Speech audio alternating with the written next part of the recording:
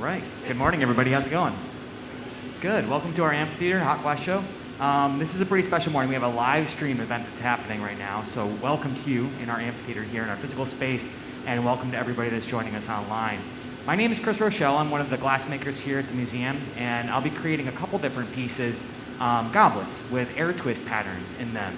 You can see some examples of some of these that I've been working on through the past month or so, kind of rehearsing for this day. So you can come up and take a closer look at those if you'd like. But I want to introduce the team that I have that's going to give me a hand today. We have Helen Tegler, Tom Ryder, Kyle Landon, and Amanda Kranz is going to be monitoring the online activity. So anybody that is online, if you have questions, you can field those to her. I probably won't answer those for the first portion. I'm going to make one of these all clear pieces. It'll be about 25 minutes or so, 30 minutes, and I will narrate through that process, and then I'll hand the narration over to Helen, and she can field some of those questions. And certainly if you folks have any too, you can ask those right out throughout the demonstration, and we can answer those for you. But we're going to get right into it. So up here on our stage, we have our melting furnace, and that's where it really all begins for us. We have a colorless glass inside this oven at 2,100 degrees. And I'm going to grab a, can you just clear that? There's a little bit of white that's on there. Thanks, Helen. I'm going to grab a blowpipe and begin with a small gather of our glass.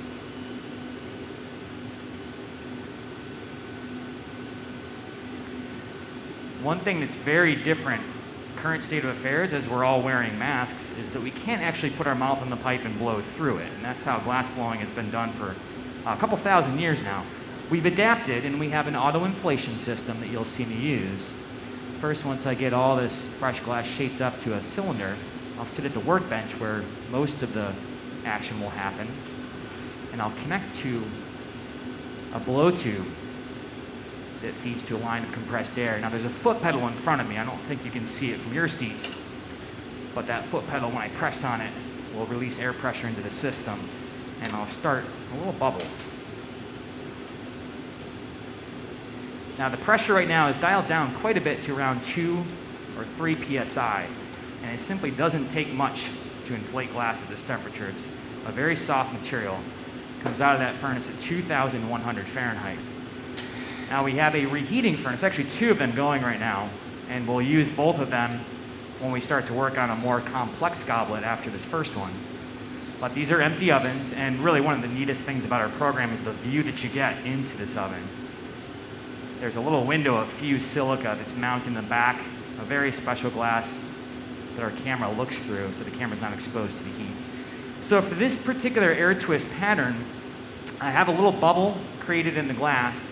The next thing is to make 4 channels in the solid portion of this gather. Now I like to use a tool called jacks to do that. Jacks are really one of the most versatile tools in glass making. The profile of these blades is quite a bit like butter knives. Now we have a lot of different sizes and styles of jacks. These are pretty short. These actually came from the old Steuben factory, which used to operate right here, this footprint that we're working in right now. So pinching 4 channels or lines into that solid mass. Eventually I'm going to dip this whole thing back into our furnace and gather more glass right over top of it. And all of these channels, if I do it right, will trap a line of air. And then we can twist those lines of air as we work the bubble and work the shape. So just using a little butter knife here to reinforce those grooves. The deeper these are, the better the air trap will be. Now in our museum, we have an absolutely amazing collection of stemware and goblets of all sorts. And if you go through our 35 Centuries gallery, you can look at a lot of the English glassware around the 17th, 18th century. And this is a technique that was used quite a bit in the 18th century. We have at least a half a dozen goblets up there made around 1750 with this pattern.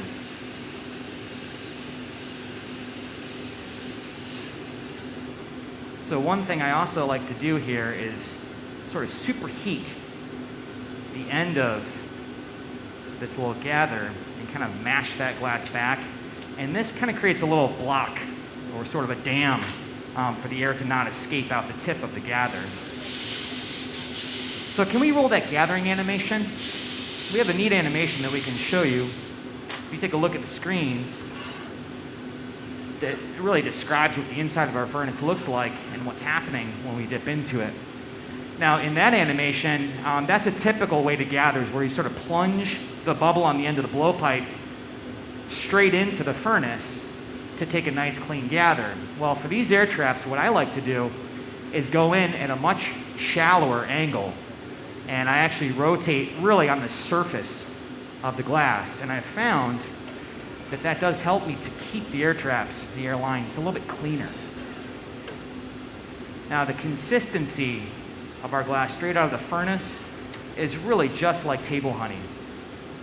So the first thing that you typically do with a fresh gather is kind of set the surface a little bit, kind of cool the surface a little bit. I'm using a graphite paddle right now to help do that.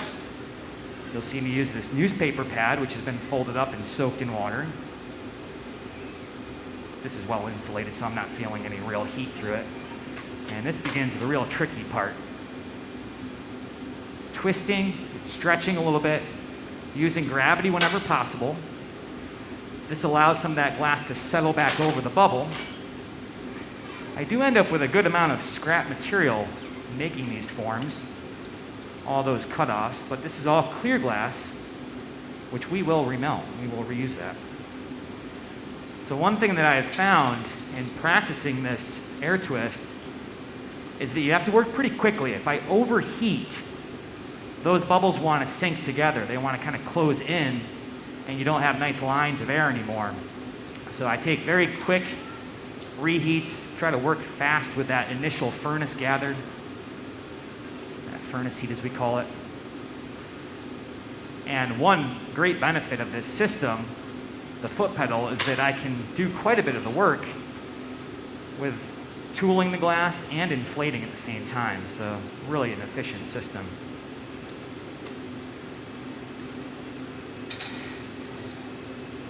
So it's a bit of a balance between working the heat back into the bubble portion to continue inflating it, not overheating the stem so I don't lose those air lines, but I take these series of quick reheats to try to stretch the stem to the right thickness that I'm looking for, and inflate.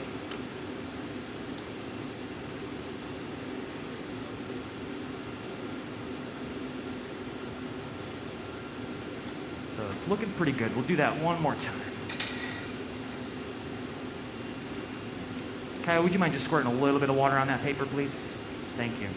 That newspaper is a really effective tool. It's a lot of layers. That one's made out of 2 sections of paper. It's been folded over many times.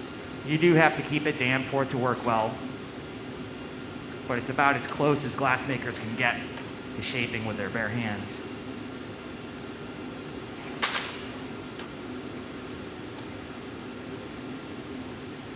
All right. So that's pretty good for the stem. Now, one thing I like to do at this stage is kind of let the stem stiffen up a bit, and I need to work some heat back into the back side of the bubble so I can form what we call a jack line, which is a constriction. We need to break this bubble free from the pipe. In order to break the glass clean and easily, we need a nice clean cut line in there. So a little preheating with our propane torch can help out with that. Let that stem stiffen up a touch. And you'll see me use the jacks here in a moment to squeeze that line down. So a little bit more about our hot shop here. We're using natural gas and forced air for our ovens, for the melting furnace and the reheating chamber. I do have a hot torch, and I know all torches are hot, but we have a torch that uses oxygen and natural gas. You'll see me utilize a little bit for this piece. The torch that I was just using runs on propane alone. We call that the fluffy torch.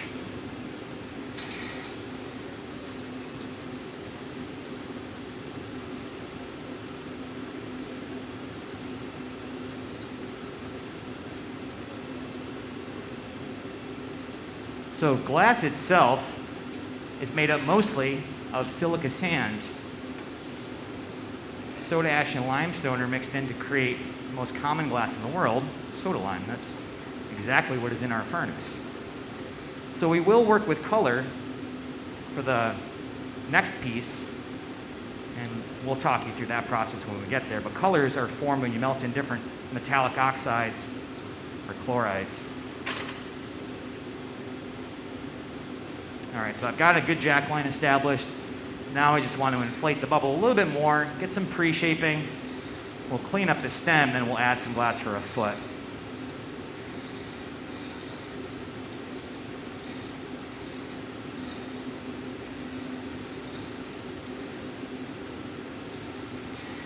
A pretty common question that we get is, how come your hands are not burning? Why aren't you wearing gloves when you guys are working with these blowpipes?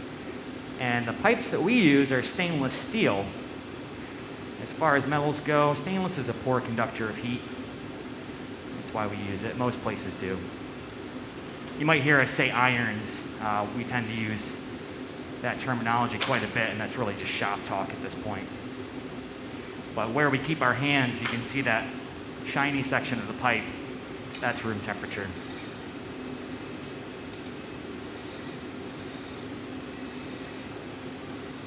So I've been working with glass for just a little more than 20 years now. I can't exactly remember the first time I saw the air twist pattern done like this, but I did work for Steuben Glass for a little while, and we made a sculptural piece that used an air twist, and they had a very different approach to it. Steuben was a lead crystal factory that operated right here in Corning for a long time, and they had a vacuum mold, basically a bronze, or I think it was a brass cup.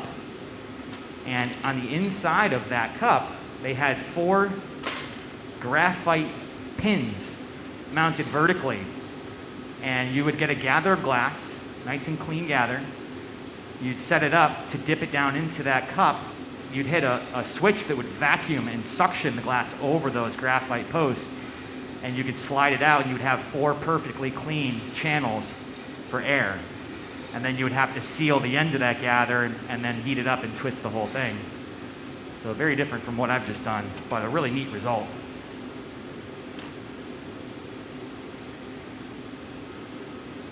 Speaking of crystal, the English air twist goblets that I was talking about in our collection, 17th century, the 18th century, the English actually started adding lead to their glass, and that really creates quite a brilliant material. The brilliance in lead glass is just amazing when you look at it. And often with lead crystal glassware, pieces would be made very thick for the purpose of cutting them when they were cooled, creating intricate designs and patterns in them, and really facets and cuts and whatnot would just enhance that brilliance. It would really exploit it. And they started doing air twist stems like this. They would also put, at times, little bits of color called cane on the inside of the glass, so you could twist it. Very similar patterns were created that way. But I've always been drawn to this technique, really using that pattern, creating it when the glass is all molten and not doing anything to it after it was made. All right, so just a little more cleanup. Got rid of the excess material on the stem. Now I'll use a footing tool in a moment here, which is made from 2 pieces of fruit wood. Been hinged together. It's soaking in a bucket of tap water behind me. For the next goblet, we'll actually use some Venetian techniques and go through the steps of making a blown foot. But for this one, I'll add some material in a moment and squeeze out a gob of glass into a thin foot with that tool. So now I can really utilize this hot torch. This is a great addition to a hot shop. It's like a laser beam of heat, and I can adjust the valves to make the gas higher, the oxygen higher or lower. I don't know exactly how hot it is right now, but if we crank this torch all the way up, it could probably reach close to 4,000 Fahrenheit. So this allows me to let that stem stay a little cooler, and that's relative. When we say cool glass, we just mean stiff or rigid. And that's about 1,000 degrees. Our glass is rock solid at 1,000. All right, Tom, let's go ahead and do that foot. So I superheat the end of that stem, and then I kind of mash it back with the head of my jacks here. No, I'm good. Thanks, Helen. And this just creates a little landing area for me to drip a fresh gather glass on for the foot. So we do have a lot of wooden tools, and these are mostly cherry wood. Fruit woods all work great, though, as they burn quite clean. They burn very slow as they're very dense. So nice fresh gather. Thank you, Tom.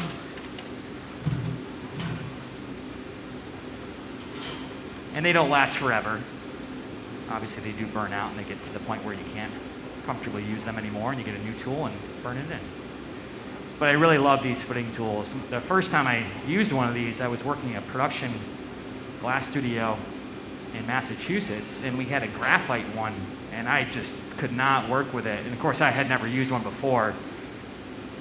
The graphite draws heat out of the glass very quickly compared to the wood, so the time to work the tool can be significantly less. And it does take a lot of practice to really develop the right feel for working with them. But once you get it down, they're great at taking a little gather and forming a clean foot in just seconds, something that is really nice for production glassware. Okay, Tom. So he's just helping me create the nice profile for the bottom of this. That's good, buddy. Thanks. Nice flat edge. The next step is to flip this around by transferring it to a finishing handle called a punty. Tom's going to make one of those for me now. This is something we do with pretty much every piece of glass we make. We start off on the blowpipe, you take it to a certain point, and then you flip it around to work on the other side. Now, before we transfer this, we are going to break the glass. I want to balance the heat out just a little bit, so I can let that foot lose some temperature, but I keep this other area above a critical temperature of at least 900 degrees, closer to 1,000. One thing with soda lime glass is it doesn't like rapid temperature change. And if our glass drops below 900 too quickly while we're working it, then it's in trouble. That's where it cracks or shatters. So once we're done with this piece, we'll actually place it into an oven called an annealer that slowly cools it. Very important step. Put a little balancing of the temperature on the top of this, and Tom's ready with that punty. Now I'll use a little thermal shock in a moment. Once we get the punty attached and running on center, I'll create just a little stress, tiny cracks where I want the glass to break. First I want to add just a little heat. That stem has a lot of air in there, so it's very thin. It's deceiving because it looks quite thick, but there's a lot of air, which means it's very thin and it cools quickly. So I kind of just feather the torch on that, the top of the form, let that punty stiffen up just a touch, and a little bit of water placed on that constriction creates enough stress that just a slight tap does the rest. Thank you, Kyle. Tom, can you mind just flashing that and bring it back to me, please? Thanks. My microphone is falling apart here.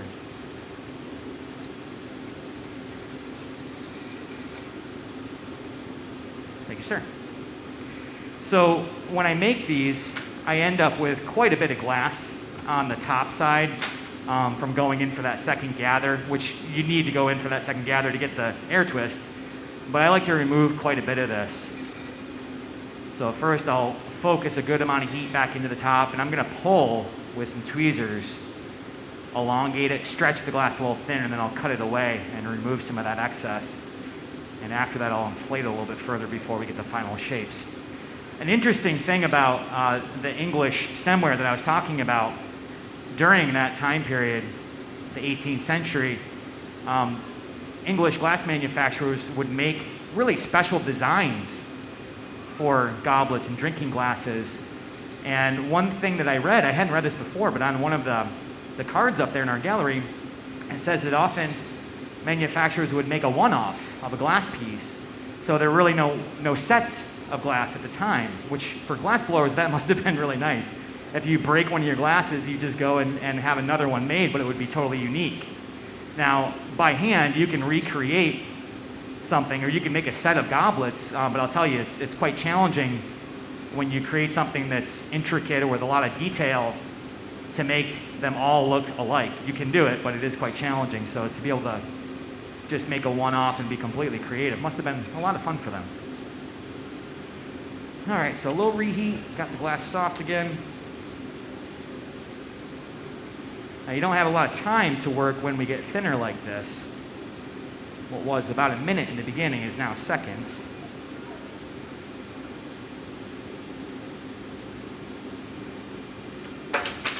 You'll see me use a tool called a Soffietta. We can inflate the top of this a little further. I do this for two reasons. I like to use the Soffietta when I'm making drinkware to help thin the top. So every time we inflate it, we're thinning the glass. But it also fills the shape out quite a bit. And for this particular shape, I'm going for more of a rounded top, almost like a chalice kind of shape.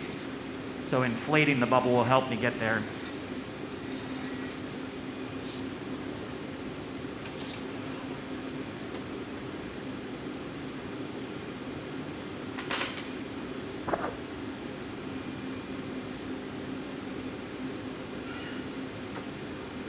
And for that tool to work right, you do need to blow kind of hard.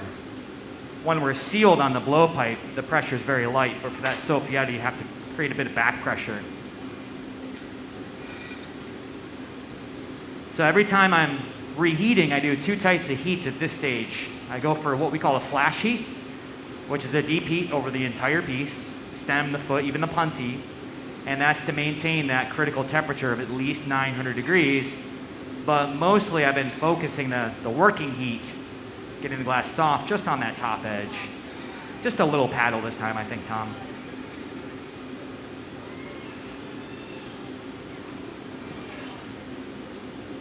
Okay, real light, buddy. Off. I'll take one more heat and that should be good.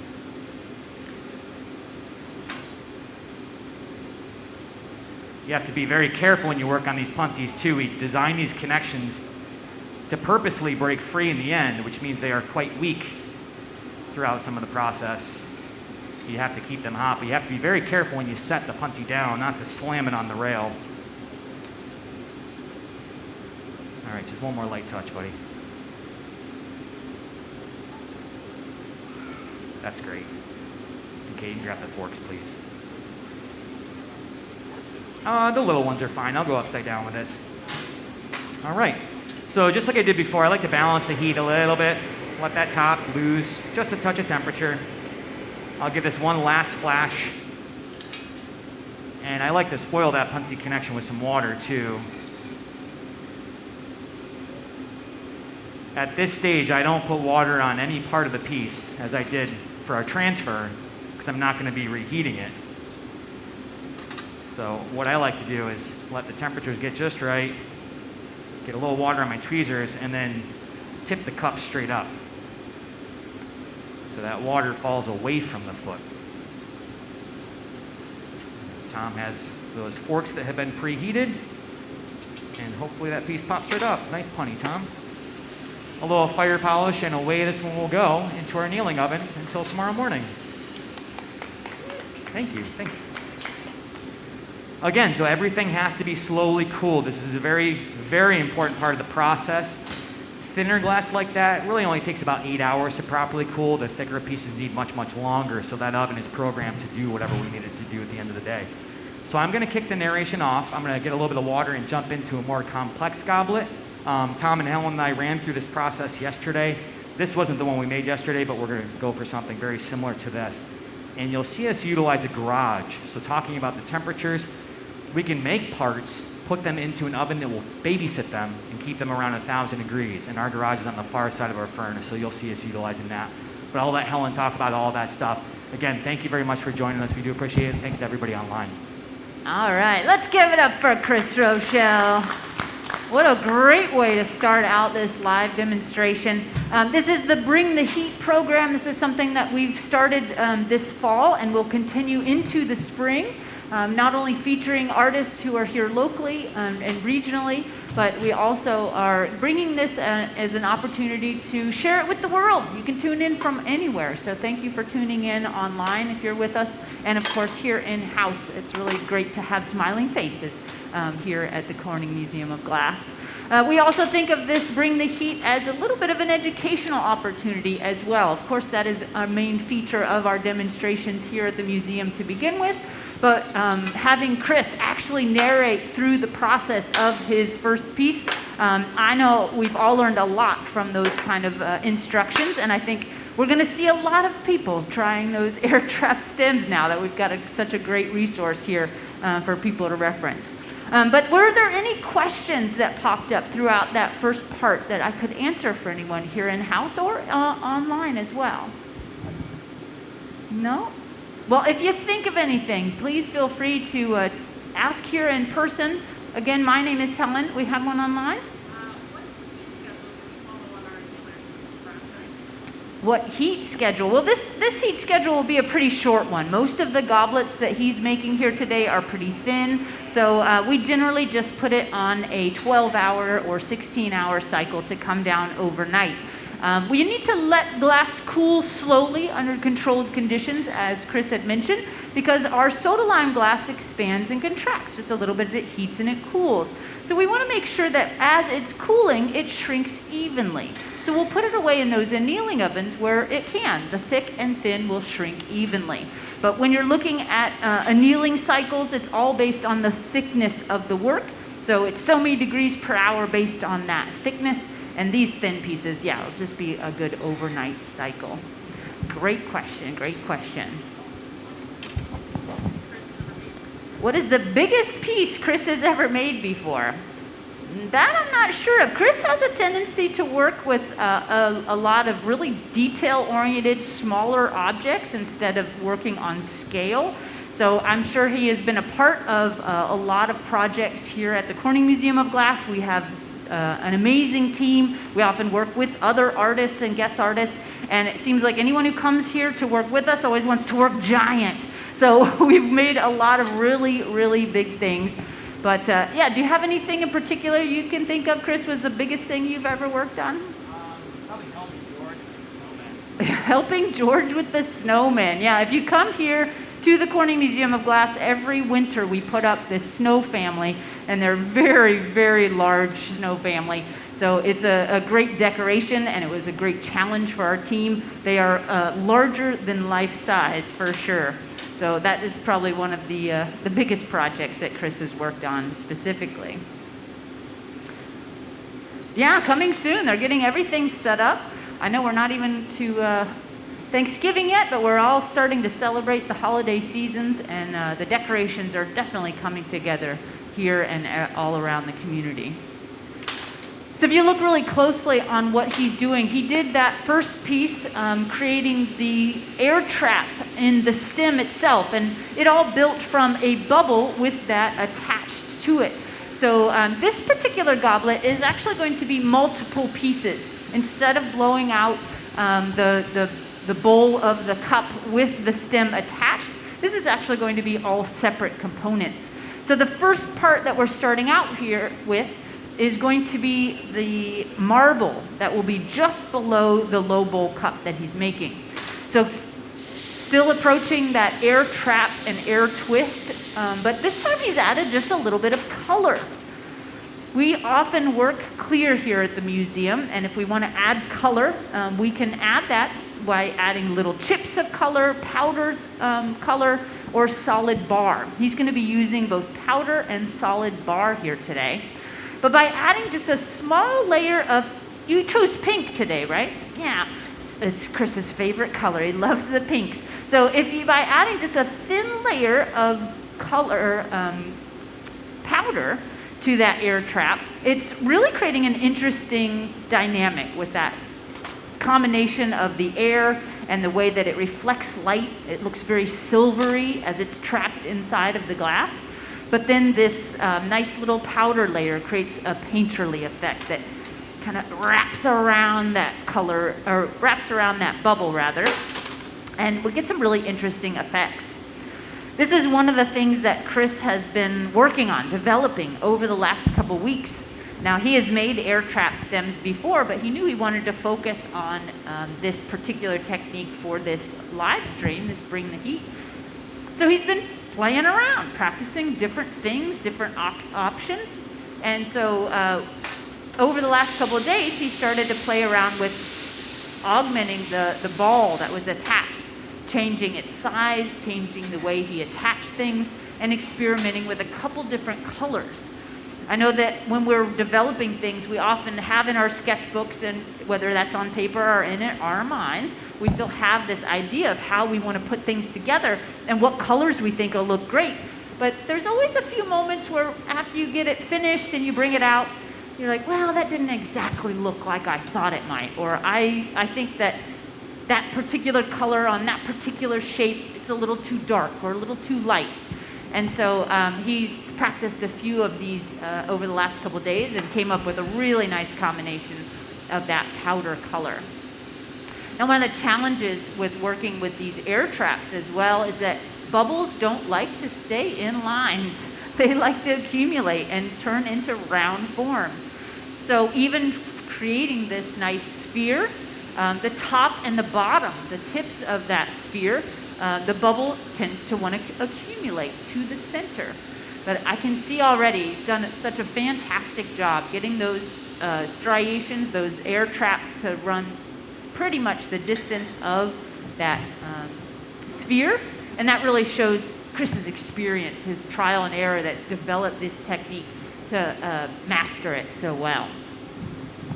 But that particular color, it's not going to look pink as we're making it. It's going to look kind of brown. But it has the addition of gold chloride in it to make that beautiful pink color. And that's why it's one of the more expensive colors that we can use as well. If we're looking to use less expensive colors, that would be things like green. Green uses iron to make that color, and that's pretty much rust. So it's a pretty common element added into the raw materials of glass to create color.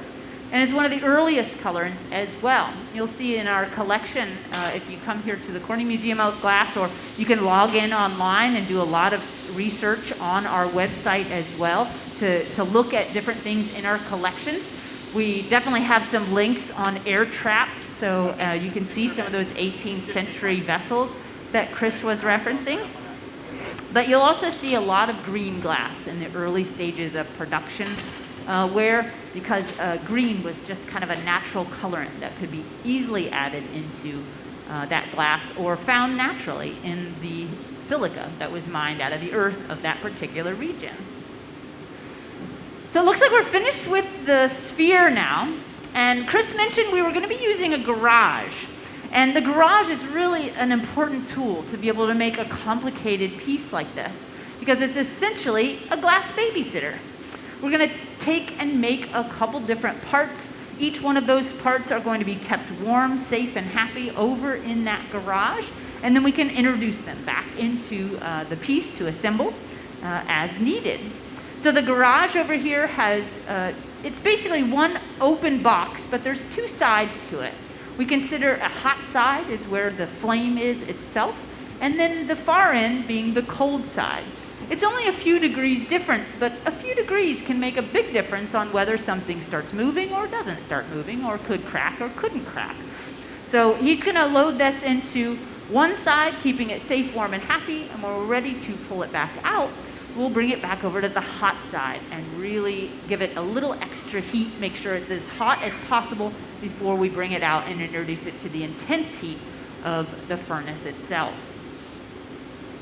So Chris is going back once again to that technique, creating the channels along the surface of that bit of glass. This will form the stem of the piece now.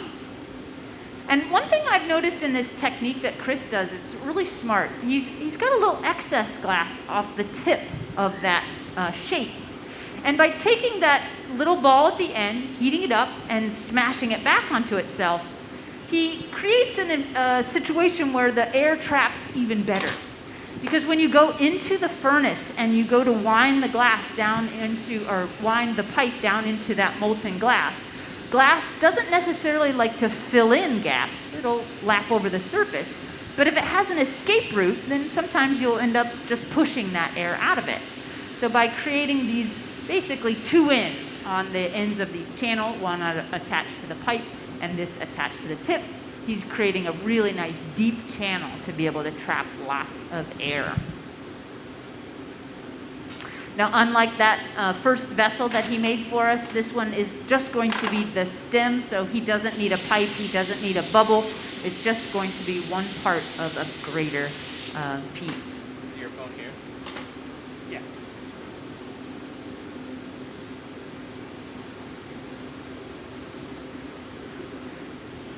So back into the furnace he goes.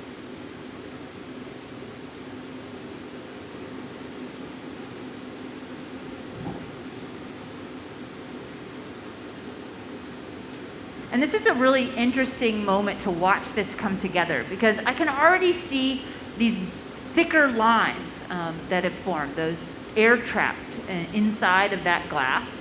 So he's trying to cool and shape it pretty quickly. You need to be pretty quick when you shape up this air trap. Otherwise, again, the air will just start accumulating in one place. So he's getting a really nice tight spiral, taking advantage of gravity. We are working with and against gravity constantly. As a beginner, we find it very frustrating, but once you start to understand the glass, understand how it moves, you try to take advantage of that gravity.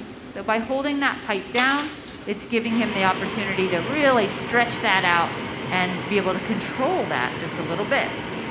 Now, just to assure that it's pulling out evenly, he just added a little bit of heat where he wanted a little extra to help it move.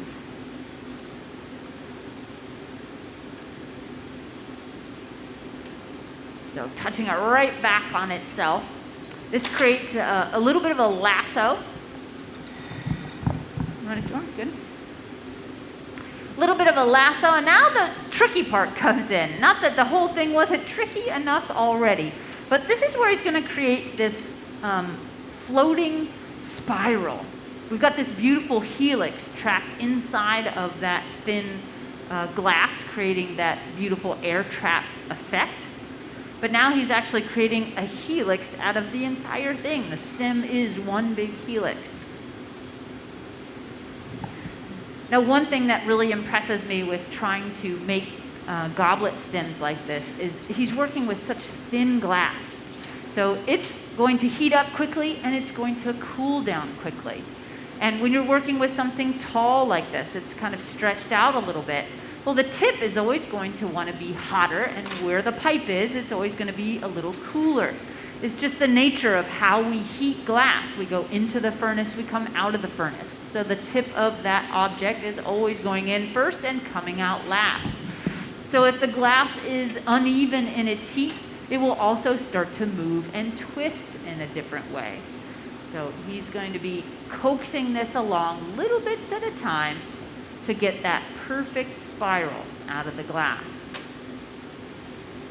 Now, it's also so thin that it takes seconds for it to cool down. So we'll go back and forth between that reheating chamber and the bench many, many times, because he's only got a couple seconds to make this happen. You might notice that his bench is all laid out. He's got all of his tools that he'll need. You don't want to be looking for a tool and fighting your own setup when you've got precious seconds to be able to make that shape happen. He also has a tool in his hand before his rear actually hits the seat. It's just those shaving off of precious seconds can make all the difference in the world when you're making something so thin and delicate. Now, of course, we also want to document some of this for social media, so Tom is taking a little bit of video here. This will help Chris by giving him a good video, a good reference of the process. If you want to check out Chris, of course, we have lots of links on our website. He has been a gaffer here at the Corning Museum of Glass for many years. So there's lots of videos available online on our YouTube channel and lots of links of things that he's been involved with here at the Corning Museum of Glass. So definitely check out our YouTube channel for hours and hours and hours of content. But you can also check him out on Instagram at glasscat13. So if you want to check out some of his individual work, that's also a great place to check out. Chris Rochelle.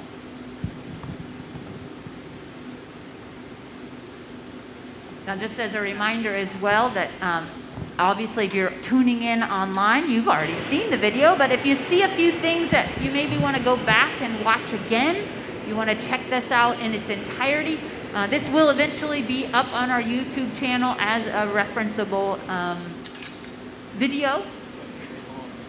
So this is a great resource for the glass community, for the creative community, and just anyone interested in glass.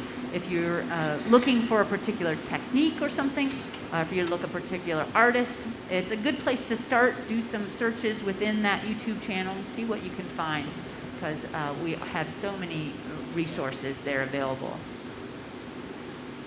So you can see he's created this nice little twist. So part of the trick of a stem like this, though, is it is going to be attached. It's going to be attached to a foot. It's going to be attached to a cup. So you have to have a centered reference point at the top and the bottom. So it's really important to keep those centered or have a place to have them centered. Otherwise, when you attach your cup, it would be a little bit to the left or a little bit to the right, depending on how you're looking at it. So a thin object like this that has that spiral, has that structure, it is very susceptible to shifting as you're building it. So Chris takes a few extra seconds just to make sure everything is perfectly straight, and the attachment area that he has on the end is nice and centered. So he's finished the bottom half of that stem. Now it's time to transfer it over onto another iron we call a punty rod. This will hold on to the one half so that he can clean up the other half where it's attached to the pipe right now.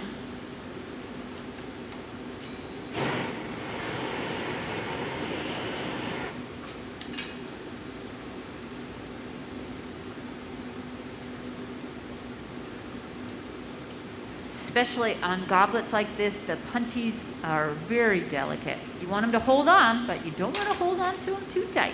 A little bit of cold steel, that's all it took to break that free. Beautiful.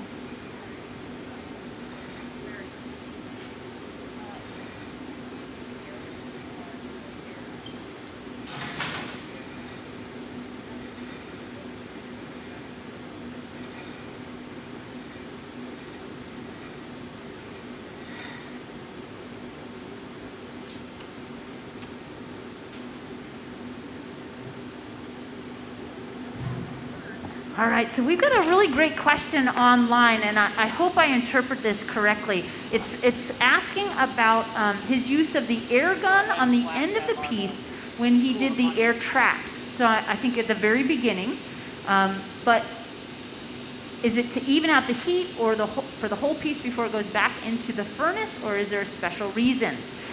Chris is going to be using a lot of torches and a lot of air on this piece. And when he uses that air or that torch, it is in pursuit of a particular temperature, because temperature is the game. Where it's hot, it moves. Where it's cold, it doesn't. And I say cold in a relative term. Nothing's going to get below 1,000 degrees as we're making it. So when he's using that air, he probably was cooling a particular area that maybe was moving more than he wanted, just to stabilize that piece. And then he'll add torch in another area to get it a little bit warmer to balance out the heat. Just as I mentioned, we're going in and out. The tip is always hotter than the back end. So we often have to counteract that in order to get the heat that we want. Now he also has two specific torches that he's using. And one is called the Fluffy, and the other is a gas and oxygen, very hot torch. So the Fluffy torch is just propane. So it is warm, but it's not going to make molten glass. The hot torch is both gas and oxygen, so it burns nearly 4,000 or 5,000 degrees, depending on the setting. So that is going to be intense heat that can actually melt glass. So he's going to pick and choose that torch, depending on if he just wants a little insurance heat or if he wants actual movement into the glass itself. Now the compressed air that we're using, that you hear or see him blowing onto the piece, that's pretty high pressure. So he uses that sparingly to cool the glass. But the new system that we have for inflating glass has a very low pressure to it, because high pressure would just explode any bubble that we tried to make. So we're pretty close to getting a little bit for that marble. Yep, okay. So they're bringing that marble back out of the garage, getting everything balanced up and leveled out. Whoop.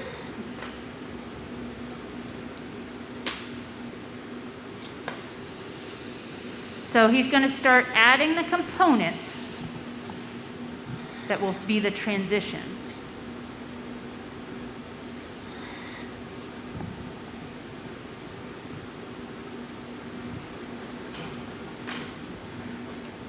One comment that Chris made to me a few days ago, looking at some of the precursors that he had made, was just the connections and how they look together. Often with goblets, you've got choices. You can either just use heat to attach, or you can use bits of glass to attach, kind of using those bits like glue. So if you don't have access to a torch, you would just wind a little bit of hot glass and that would act as glue. But that technique typically adds extra visuals, kind of a hamburger patty effect. So he is using mostly torches to just spot heat areas. Look at that beautiful combination. So he's refining that connection a little bit using the jacks. And then a little shock and cold steel. Very nice.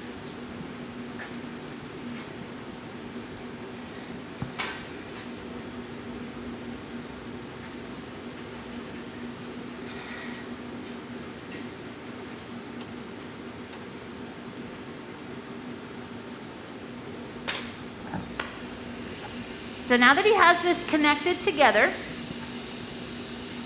he'll do a little bit more refinement, and then this will end up going into our garage for safekeeping as we start to work on the cup and the foot.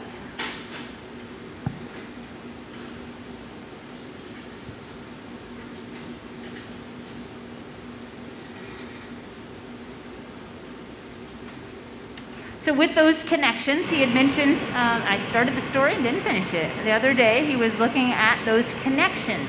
And the first couple goblets that he had made, he heated the glass with the torch and combined them together pretty directly. There was no little landing pad of clear glass or anything that he added in there. So he realized after seeing that it come together that he didn't really like the way it transitioned. It kind of changed the shape of the sphere by heating it and pushing the other piece into it. It kind of took away that symmetry he was looking for. So by adding that extra bit of glass as a transition, now the sphere stays true in its form. It has this nice transition clear and then into the stem itself. So this is a perfect example of design through, in some ways, trial and error, perfecting different techniques. It's the color, yeah. Developing different styles and techniques, and picking and choosing what you really think is going to match your aesthetic. I think that's one of the really amazing things about living here in Corning, or if you want to come and visit, plan yourself plenty of time to look through the collections. There's just so many resources here and so many design ideas.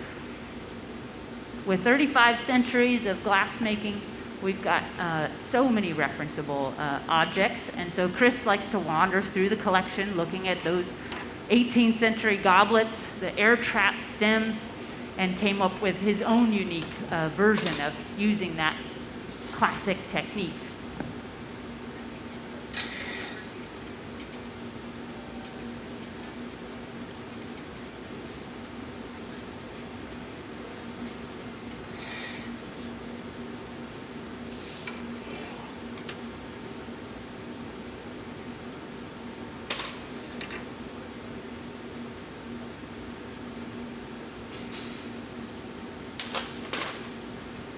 All right, so Chris is going to start on the foot of the vessel. So he just gathered a little bit of clear glass on the end of that hollow stainless steel pipe. He blew through the bubble and cut away all the excess. He's essentially created what we call a collar or a donut on the end of the blowpipe. This will just be a really nice landing pad for the color that he's needing. I've started to warm up a solid chunk of color. The marble that he made was using a bit of powdered glass to create that color. You ready for it, Chris?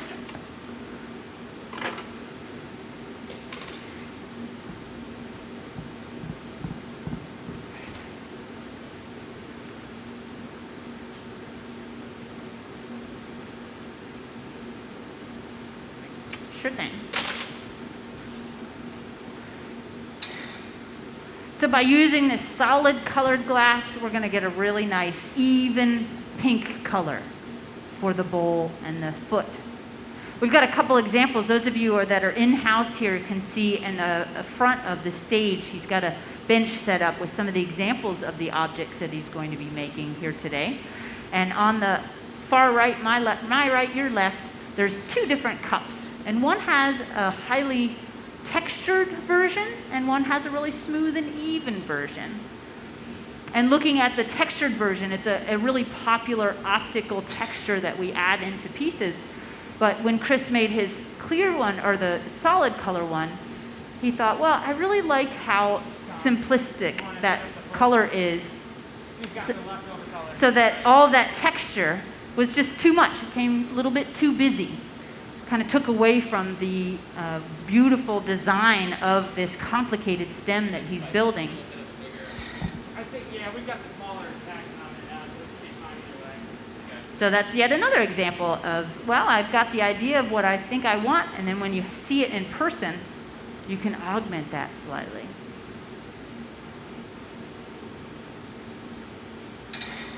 So solid color, again, made from adding metallic oxides, this beautiful cranberry pink color that he's chosen here today. It's a bit of gold chloride. Okay.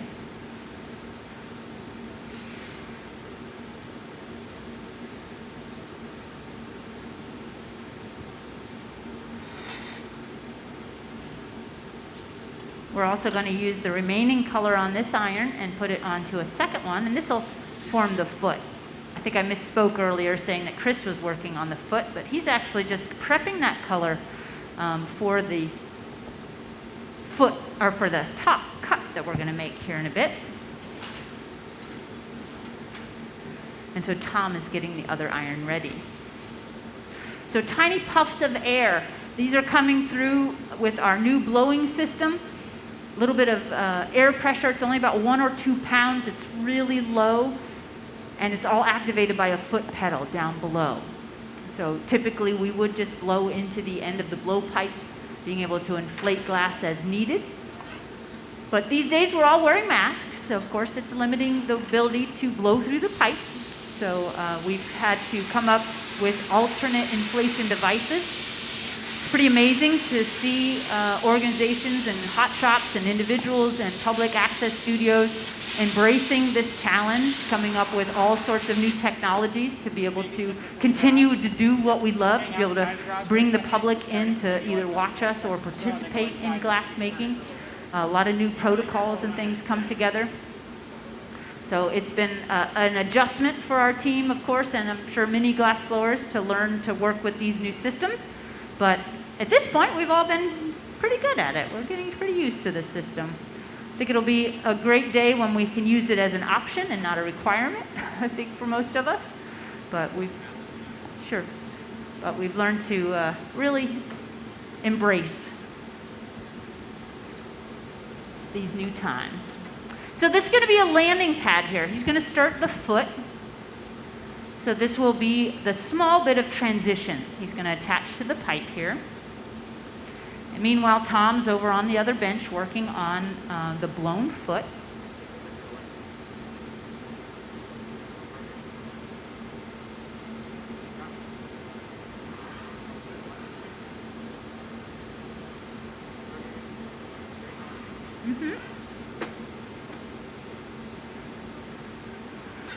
So blown feet are typically bubbles that are dropped onto the bottom of a stem or an object. And so Chris is basically just creating the landing pad for that hot bubble. Let that cool down pretty good, Tom, and then I'll take it. Yep. So Tom's got that starter bubble on the other iron all ready to go. This particular piece is a really great demonstration of the teamwork that comes into play when you're working with glass. There are a lot of things that you can make by yourself, but it's always more fun. Everything in life is more fun if you can bring your friends along. And this kind of process, I don't think could be really done by yourself. There's just so many components, so many things that have to be brought to the gaffer and delivered and stored. So it's great to have the team all together to help Chris make this piece today.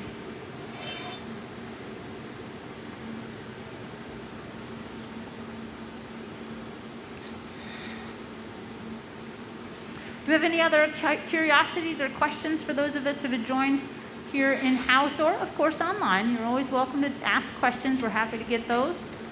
But we thank you for all tuning in here today to the Corning Museum of Glass. This is Chris Rochelle, part of our Bring the Heat series. He is an in-house artist, one of our full-time gaffers here at the Corning Museum of Glass. And he's working on an air trap stem goblet for us today. This is the second gather of glass. This is clear glass that we added onto the surface of some pink glass.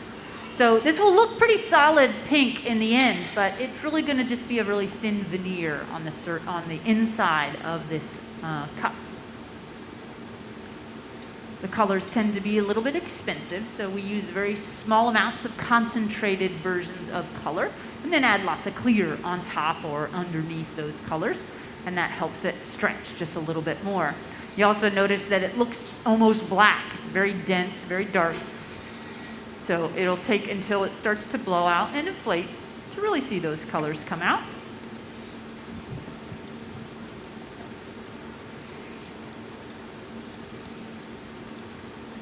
I can hear that tap, tap, tap, tap, little taps on the pedal, using a bit of gravity to elongate that form. And then cutting in the neck.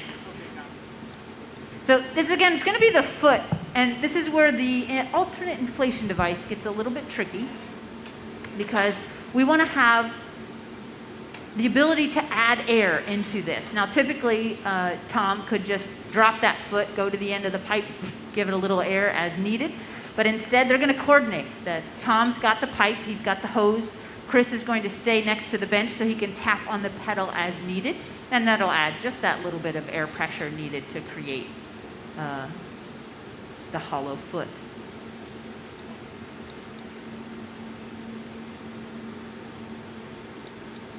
Oh, that's an interesting angle, seeing it from the top. I don't think I've ever seen a foot drop from the top before. That's awesome. Nice, Tom. Yep, no problem. So now it's a sealed bubble. We want to unseal this pretty quickly. Sealed bubbles that are really hot, when you go to heat them, the heat expands, so it'll start to blow that glass up. And as the glass starts to cool, it'll start to shrink that air, and that will start to suck in on itself and collapse that bubble. So he just pulls out a little bit to make sure it's centered, and then cuts a new jack line, deciding how much foot he wants to keep and how much he wants to get rid of. This, I think, is one of those challenging moments in making a vessel. It's working with the proportions. He squeezes the bubble, pushing air back into the foot itself. That just adds a little bit more roundness and inflation. And then he'll use that cold steel just to chill the glass, and a light tap is all it takes to break it free. Nice. So now that it's no longer sealed, there's not as much concern of it breathing like it was, but now he can start to open up the bottom of this foot.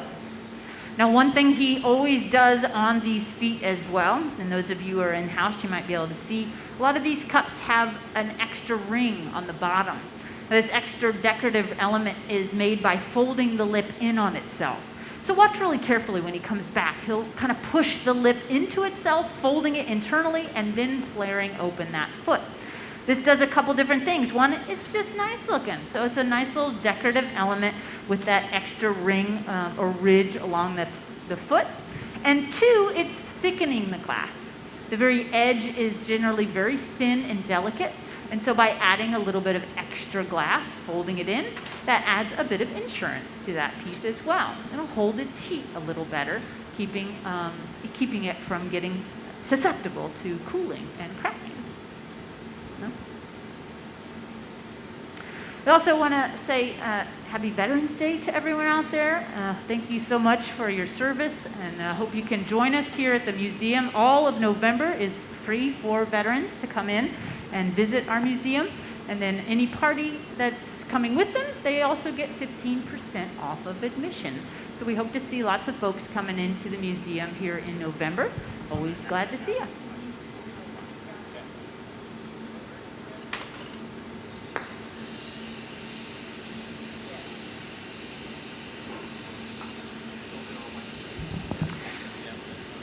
There was a quick question online about what kind of gas we use for our furnaces. These are all natural gas forced air systems.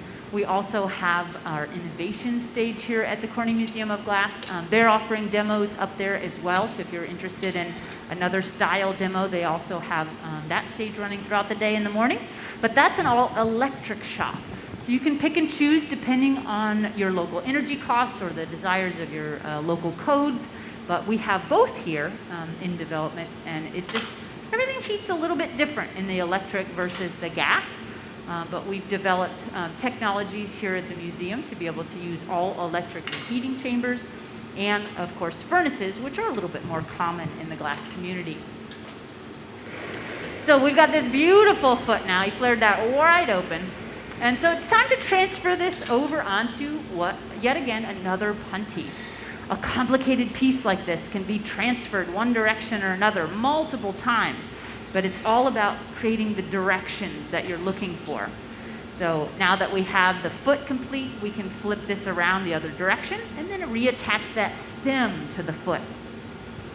I think that's one of the other big challenges in making complicated forms like this, is to think it through the process. Make sure you've got your sequence of events down pretty strong.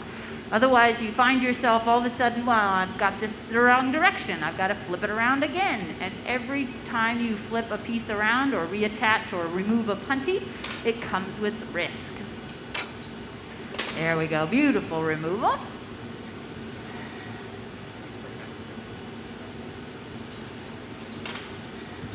Now, Chris is going to make this process look pretty easy, but he's got nearly 20 years of glass-making experience. And he's been practicing a lot lately, so he's a very skilled technical glass blower. If we have complicated technical things to be made by guest artists or people that we bring into the museum, we often get Chris involved in the process because he has a really great visual of how these things will come together and the techniques necessary to make these complicated things come to fruition. So as I mentioned before, we can use hot bits of glass, or we can just use the heat from the torch to create the glue situation we need to attach these things together. So Chris is working on creating the hot connection, making sure everything's centered. And Tom, meanwhile, is over here getting our stem all ready to go. Pulling it out of the cold side of the oven, bring it over to the flame. It's not going to get that glass moving, but we're just getting it as warm as we can, so that when we go back into the intense heat of that furnace, we don't end up shocking the glass. Our glass expands as it heats, and so if you try to change its temperature too quickly from those lower ranges, that's where thermal shock starts to happen.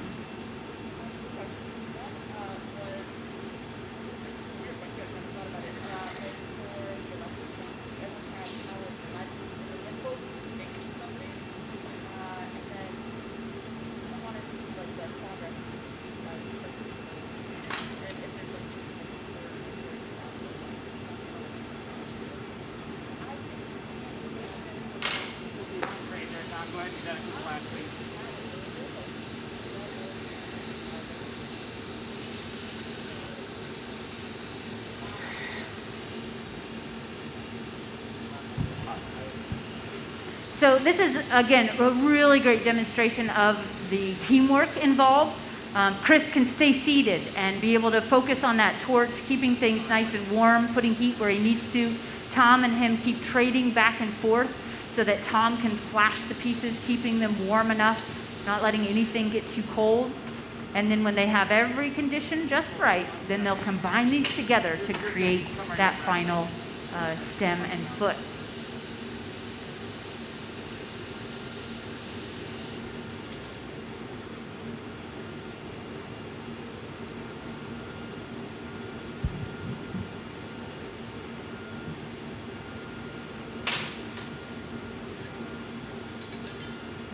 Very nice, very nice. Let's give them a big round of applause so far. This is looking very nice. You can see how gently they tapped, they were holding on. Any big vibration can cause the punch to remove, the piece to remove. So it's a lot of delicate maneuvering to have a piece like this come together. But we did have a couple questions online I want to get to really quickly while Chris is straightening up this piece. There was a question about our electric reheating chamber, wondering if it ever shut off on us in the middle of a show. Well, I would say it has happened, yes, absolutely. And just like the gas-fired, it doesn't hold its heat for very long, so that'll end up losing its heat pretty quickly. There's not so much you can do to change that. I think the biggest disruption would happen when we were on the ships. We developed these all-electric reheating chambers to work on cruise ships and work on open water and be able to travel around the country and be able to just hook up to electric if we didn't have access to gas, to be able to demonstrate all around the region. And so we definitely had some moments where, yes, it cut out. You got to reconfigure. You got to work really quickly to get everything back up online and back into the action. I'll flash one more time now.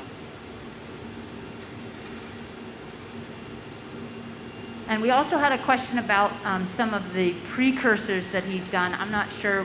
When we put this away in the oven, we'll try to take a few seconds to look at some of those other versions on the cameras, but we don't want to take focus away from this stem as it comes together here yet.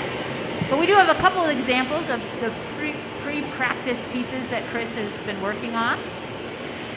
This beautiful stem will now be put away in the oven. You can see, if you look really carefully, you can see that beautiful air trap with the pink color and the sphere that he put on the top. The helix of air inside the helix of the stem itself. It's a beautiful representation and celebration of this old technique.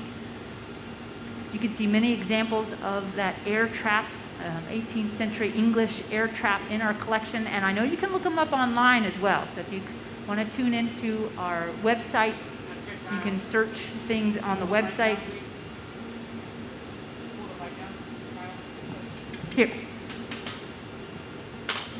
There we go. Right into the oven it goes, or in the garage it goes, rather. Let's give him another big round of applause. I know you folks at home can also scream and shout, so we can feel the love from far and wide, so feel free to get excited as this comes together. But is there any way we can focus on this table here in the front? Is that a possibility, or shall I move it to the marver? Give it a couple seconds to see whether that works, and maybe no. All right, so we're going to move a couple of these just to the marver, because I think we can get a good look there.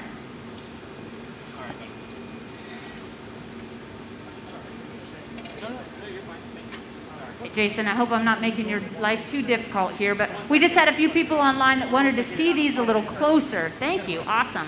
So you can see this is the first pieces that he did were just these built-in traditional stems with all the cups. And then today we're making one in this style here with the beautiful smooth coloration and that air trap. And this was one of the precursors that Chris had made with the more textured version, but he decided to really highlight the stem a little better and move on to that one.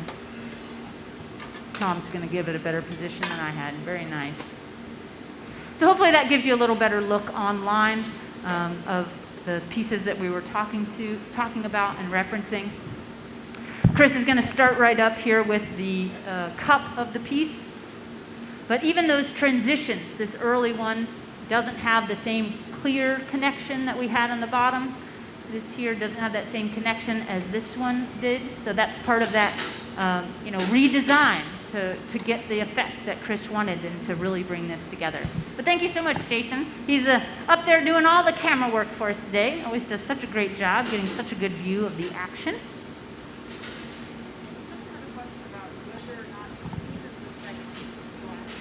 The seasons affect glassmaking.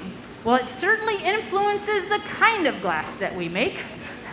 Because if you're trying to sell it, you're definitely getting ahead of those seasons. We're just coming to the tail end of pumpkin season, ramping up for ornaments and holiday decorations. So in that case, absolutely, the seasons can influence the kind of work that we're making to be able to survive as glass artists. But if you're looking at seasons, maybe a change in temperature, of course, we do have outdoor studios that we work in throughout the summer, so we can't actually, do those kind of activities out in the middle of the dead of winter. But we do have traveling venues that can take us anywhere in the country, and it's also taken us all around the world. And I will say that when it's really cold outside, sometimes you come out and maybe your bucket for your blocks will be a little frozen. You got to bust through that ice, and the marver might be really, really cold, so when you go to marver on things, it just sets up everything a little bit cold. But typically, the temperature is going to affect the glass blower a lot more than it'll affect the glass itself. A few degrees can be a big difference in how we feel, but a few degrees may or may not make a big difference on how the glass feels.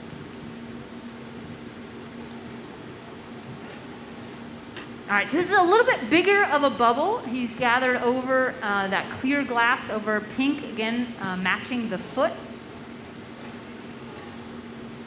It's kind of a similar process as he did on the foot as well. Most blown objects are kind of the first couple moments are very similar. But he's creating that inflation with the foot pedal, an alternate inflation device.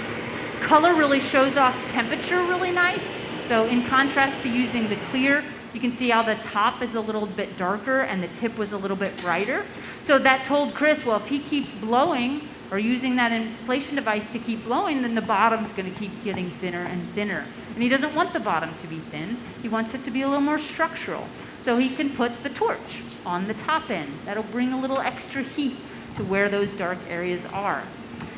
So if we can't see through an object, if we can't see through a bubble, if we're not working with clear, or if it hasn't been blown out enough to really see the reflection on the inside, we can use some of those color cues. If it turns bright really quickly and loses its brightness really quickly, turns to dark, then we know it's a pretty thin area on the bubble or vessel. And if it holds its heat, you can see the bottom is still glowing. Well, that tells me there's a little more thermal mass down there, a little bit thicker. And so we can use that as our X-ray vision of sorts to be able to recognize the material.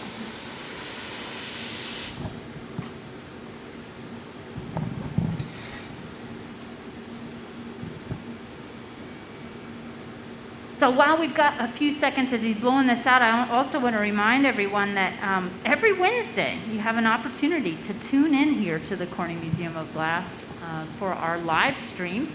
And we just got a word the other day that we're going to be continuing this all throughout the winter and the spring as well. So that is really exciting. It's a great opportunity to feature some of our local glass artists. We also have another program, to feature our artists during the Bring the Heat process. That is every other Wednesday, pretty much. We've already had George Kennard had an amazing live stream that you can find on our YouTube channel already. He was the first one to feature that this fall. We also had Jeff Mack and his Guggenheim goblet. So that I know has had a lot of views online. As I'm sure this one will eventually, once it gets onto YouTube. We have a lot of people watching to resource and copy that technique, making these beautiful air trap stems. Did you have a question? Is the compressed air room temperature? I guess so, yeah. I mean, we don't augment it in any way. We're not trying to heat it or cool it. So I guess the faster it goes, probably the cooler it will be just from moving. But yeah, it's pretty much just compressed air. So in addition to our Bring the Heat artist, we also have the You Design It program, which has traditionally been a activity that you could do when you came to the museum. You could draw an illustration and then submit that illustration, and we choose one for every show, being able to make that object out of glass. But we're really excited this year to have shifted that to an online option. So you can tune in to our website, find the link for the You Design It, and you could submit a drawing from anywhere. And then we choose one of those drawings for the upcoming You Design It. We've got a theme coming up in November 18th is Color, Color Everywhere. We've put a little bit of a theme on each of those Wednesday demonstrations. And then December 2nd is Weird and Wacky Wednesdays. So you never know what's going to come down the pipeline with those beautiful, amazing illustrations that you all submit. So please keep submitting your drawings, and you might get lucky enough to have yours chosen for us to make during that Wednesday demo. So always check back on our website, 10 to noon on Wednesdays. Lots of fun things to watch, whether it is an individual artist or the team working on one of those amazing You Design It programs. So Chris has the beautiful low bowl form already established. He's starting to create, once again, that transition point that the stem will attach to, with just a little bit of hot glass added to the bottom of the piece. So we see some smoke and fire coming off of those jacks. The glass doesn't catch on fire, the metal doesn't catch on fire, but we do swipe those in a little bit of beeswax once in a while.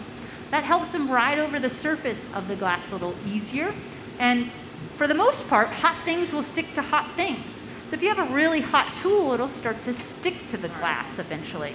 But if you add that little bit of beeswax, then it'll help ride over the surface, keep it from sticking, and give a really smooth movement for the glass blower.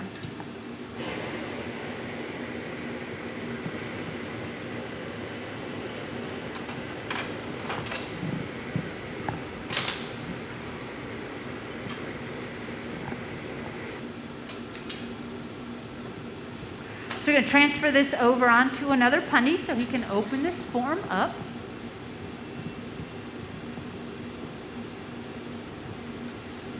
Lots of punnies involved, lots of small bit irons involved in work like this. We do have a pipe warmer here that warms up the tips of all of those pipes. As I mentioned, hot things stick to hot things, so we need to make sure that the pipes are warm for the glass to stick to them. Otherwise, they'll just kind of slough off the surface. And if we bring a punty and it's cold and we get glass clad around it, it could also just pull off the pipe completely or start to cool prematurely and cause cracks in that punty.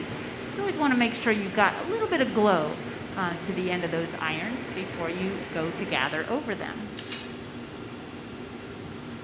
Little light tap's all it takes. Beautiful. So now that he's got this transferred the other direction, there's always a little extra glass at the very lip. He needed a little structure to keep this attached to the blowpipe. But he's making a really beautiful, delicate goblet with a thin edge. So we don't want that extra glass. So Chris is going to actually shear away quite a bit off the top of this vessel. Not only making it a little bit thinner, but since he's going for a low bowl form, if you've got a lot of glass to stretch all the way open, that's a lot more difficult than if you trim away a bunch of glass, then you only have a little bit to pop open. So he'll trim it pretty deep in this form, getting him that much closer to the final low bowl form that he's looking for. Low bowls and vessels are notoriously a little tricky. You got to get just the right setup, just the right heat, just the right turning speed. If you start turning too quickly or leading with the lip, you'll end up with more of like a pasta plate than you will a nice low bowl. But as I mentioned, Chris is a very good, very skilled technical glass blower, so he'll bring this together pretty quickly and easily. Any other questions or curiosities out there in the audience about glass or the museum? How's everybody doing today? Good. Yeah, it's kind of a gloomy day outside. It's been gorgeous weather lately, but it's a little gloomy day outside, so it's a perfect day to come here to the Corning Museum of Glass. Lots of things to see and do. And as I walked around this morning, I could see all the decorations coming up as well. So it's getting real festive here at the museum. Definitely worth a trip up to come visit.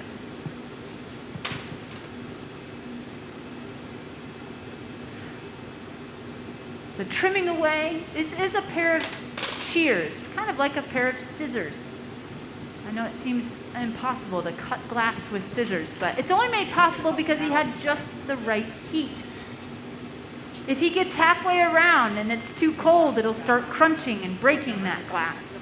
So he has to be really quick getting all the way around. Chris also gives himself a reference point. When he opens that form getting ready to cut, he creates almost like a little straight area. So then he knows, okay, I just follow that little curve where it goes from the curve to the straight, and that gives me a reference point to help keep it nice and straight as I cut. It's a good little pro tip there.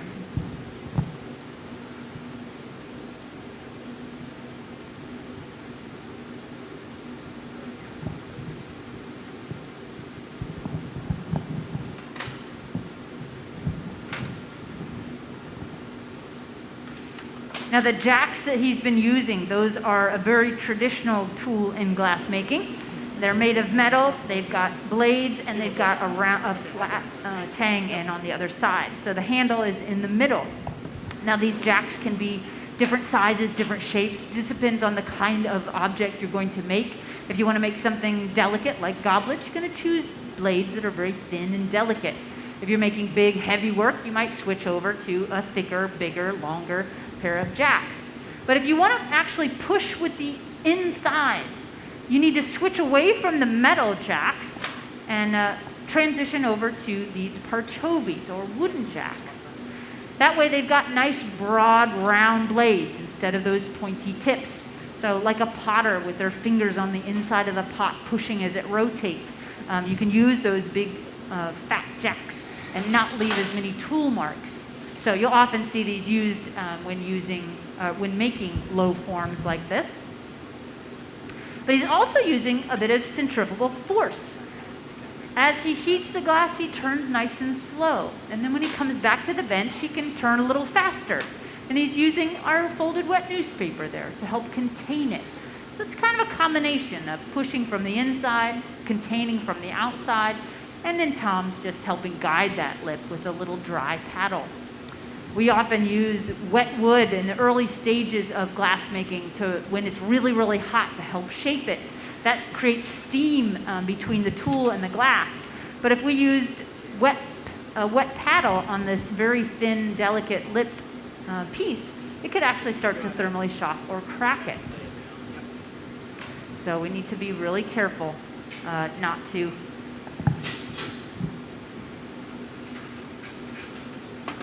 create any kind of stress on that piece. I'm going to work a little heat back to this putty, Helen, and then we'll... What's that? I'm going to work a little bit of heat back to this putty, and then we'll do the inside putty. Looking for a straight. Thank you. And one of the red stripes. Yeah.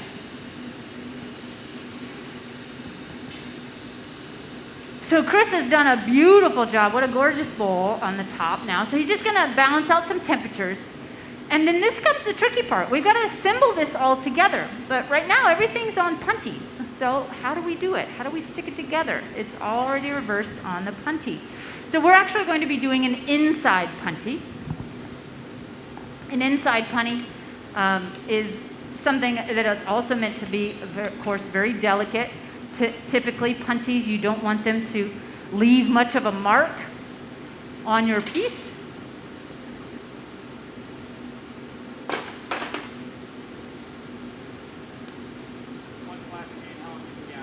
Okay.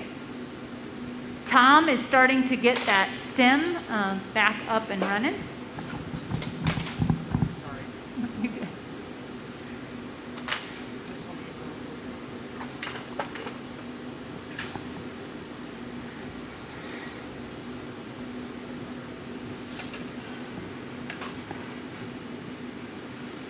All right, Helen.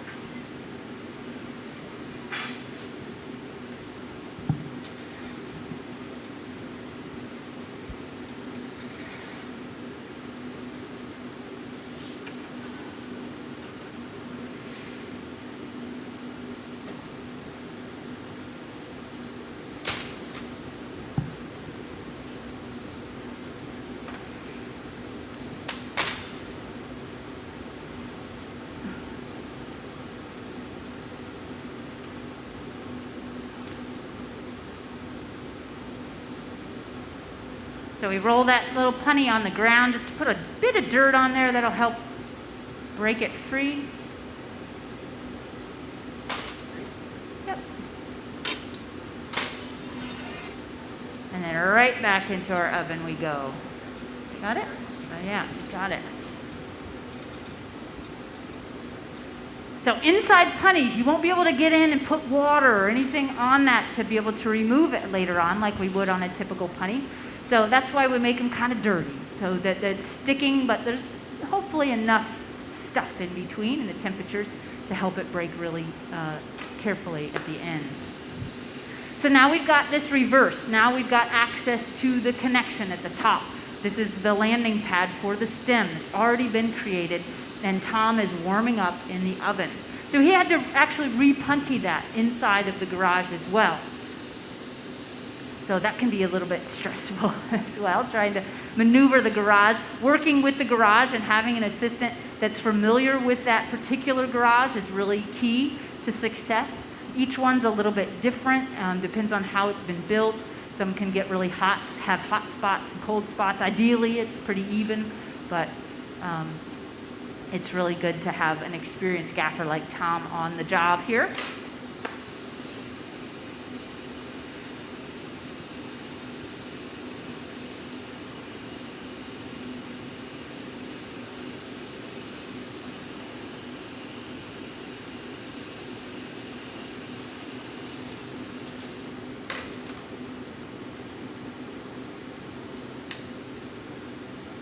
This is one of those moves where the torch has just become so important in these processes.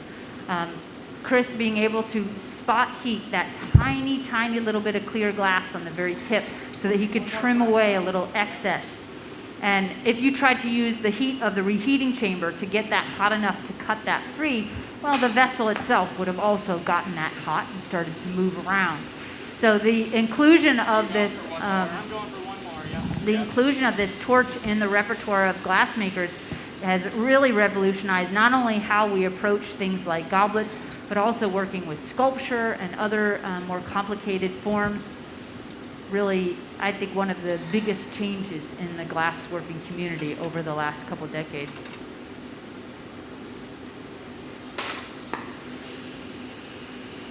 Yeah, one quick one, but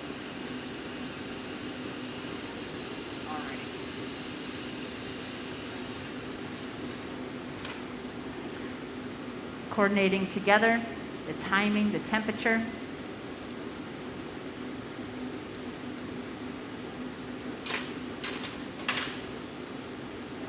And just like all those other connections, he refines it further with just a little bit of jacks and stabilizes it. Beautiful job. Good teamwork. Very nice. My hands are sweating. Jeez. I'm not even the one making it. So now that we have it all together, now it's an opportunity to just make sure everything is straight. We've attached these things together as pretty straight as we can, but now being able to rotate them freely, we can get it warm enough. He'll get everything just a little bit wiggly. get ready with the forks, Tom. You want me to? Yeah, yeah. So Chris is actually going to get a little bit of movement in this glass.